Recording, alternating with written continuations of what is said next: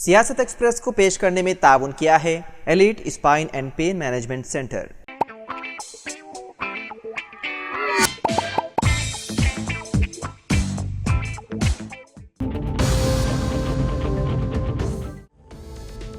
Tata Sons के chairman Ratan Tata चारशंबे की रात 86 साल की उम्र में इंतकाल कर गए। टाटा ग्रुप की जानिब से एक बयान में इस बात की तस्दीक की गई। साबिक चेयरमैन का इंतकाल मुंबई के एक अस्पताल में हुआ, जहां वो इंतहाई निगहदाश्त में जेर इलाज थे। 86 साल सनतकार ने इसी हफ्ते के आगाज में आवाम को यकीन दिलाया था कि उनका अस्पताल में क़याम उनकी उम्र और मुताल्लिक़ा सेहत के मसाइल की वजह से एक मामूली तिब्बी मुआयना का हिस्सा है। ताहम चारशंबे के रोज़ उनकी सेहत की बिगड़ती हुई सूरत हाल के बाद उन्हें अस्पताल के इंतहाई निगहदाश्त वार्ड में दाखिल किया गया, जिससे उनकी हालत तशवीशनाक हो गई, जिसके बाइस उनकी मौत हो गई। वहीं दूसरी तरफ महाराष्ट्र हुकूमत ने नामवर कारोबारी शख्सियत रतन टाटा की सरकारी एहतराम के साथ आखिरी रसूमात अदा करने का फैसला किया।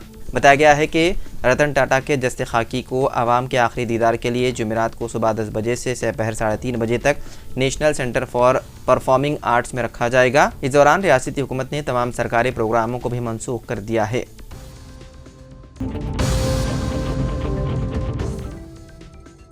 राजस्थान के जोधपुर की रहने वाली 51 साल खातून की कोंगो बुखार से हो गई मौत। ये मामला सामने आने के बाद रियासती हुकूमत ने रोकथाम और बचाव के लिए पूरी रियासत में रहनुमाना उसूल जारी कर दिए। कोंगो बुखार एक मुहलिक मर्ज है जो जानवरों से इंसानों में फैलता है। इंतजामिया ने मुतासरा इलाके में तेज़ी से इक़दाम उठाने की हिदायत दी ताकि बीमारी को फैलाने से रोका जा सके। हुकूमत ने सभी सरकारी और खानगी तिब्बी इदारों को हिदायत जारी की कि किसी भी मरीज़ में कोंगो बुखार की अलामत पाए जाने पर फ़ौरन इसका नमूना लिया जाए और जांच के लिए भेजा जाए और इस सिलसिले में तिब्बी महकमे को इसकी इत्तला दी जाए। कोंगो बुखार एक जोनोटिक वायरस से फैलने वाला मर्ज है जो खास तौर पर टिक बाइट यानी कि छोटे कीड़ों के काटने से फैलता है। इसे ध्यान में रखते हुए रियासत के महकमे मवेशी परवरी को ज़रूरी इक़दाम उठाने की हिदायत दी गई है ताकि मवेशियों के ज़रिए इस मर्ज के फैलने के अंदेशे को रोका जा सके।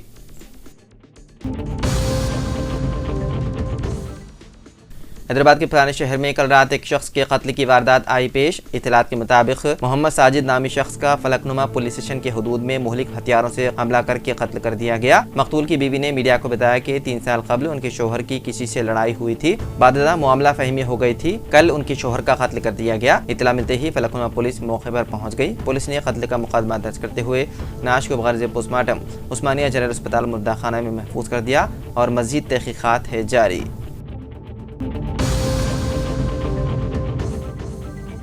तेलंगाना आरटीसी बस की टक्कर से ट्रैक्टर के 3 टुकड़े हो गए। यह भयानक हादसा वरंगल जिले के वर्धन्नापेट मंडल में आया पेश। हादसे में ट्रैक्टर ड्राइवर शदीद जख्मी हो गया, जबकि बस का ड्राइवर और 5 मुसाफिर मामूली तौर पर जख्मी हो गए। इस हादसे का वीडियो सड़क के करीब लगे CCTV कैमरे में कैद हो गया, जिसमें बस की तेज रफ्तारी का अंदाजा लगाया जा सकता है।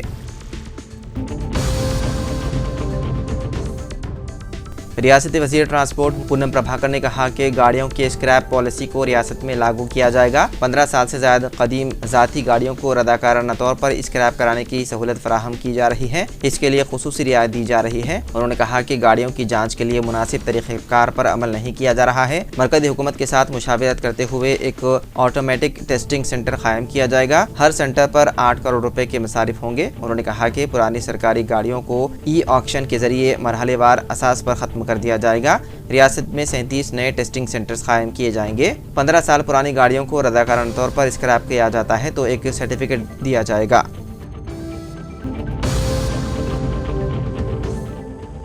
घरेलू झगड़ों के दौरान एक बहू ने अपनी सास का कान काट दिया। ये वाक़या आंध्र प्रदेश के ज़िले गुंटूर में आया पेश। 30 साल खातून की शनाख्त पवानी के तौर पर की गई है। उसने घरेलू झगड़े के दौरान अपनी 55 साल सास नागमनी का कान काट दिया। इस खानदान में कुछ अरसे से झगड़े हो रहे थे। इसी तरह की बहस व तकरार के दौरान बहू ने नागमनी पर हमला करते हुए उसका कान काट दिया। मुकामी अफराद ने फौरी तौर पर नागमनी को करीबी हेल्थ सेंटर इलाज के लिए मुंतकिल किया, जहां से उसे बेहतर इलाज के लिए दूसरे अस्पताल मुंतकिल करने का डॉक्टर्स ने मशवरा दिया। डॉक्टर्स ने कहा कि ताखीर की वजह से कटे हुए कान को दोबारा जोड़ना मुमकिन नहीं।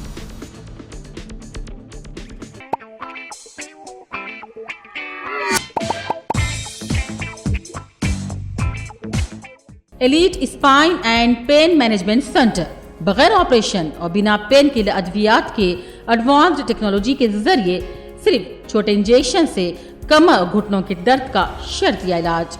डॉक्टर प्रकाश गुड़ीपुड़ी और doctor Mohan Irva interventional pain physician जैसे तजुर्बेकार डॉक्टर्स 25,000 से भी ज्यादा मरीजों का कामयाब व इत्मीनान बख्श इलाज राबिता कीजिए elite spine and pain management centre, Manikunda और दिलसुख नगर, हैदराबाद।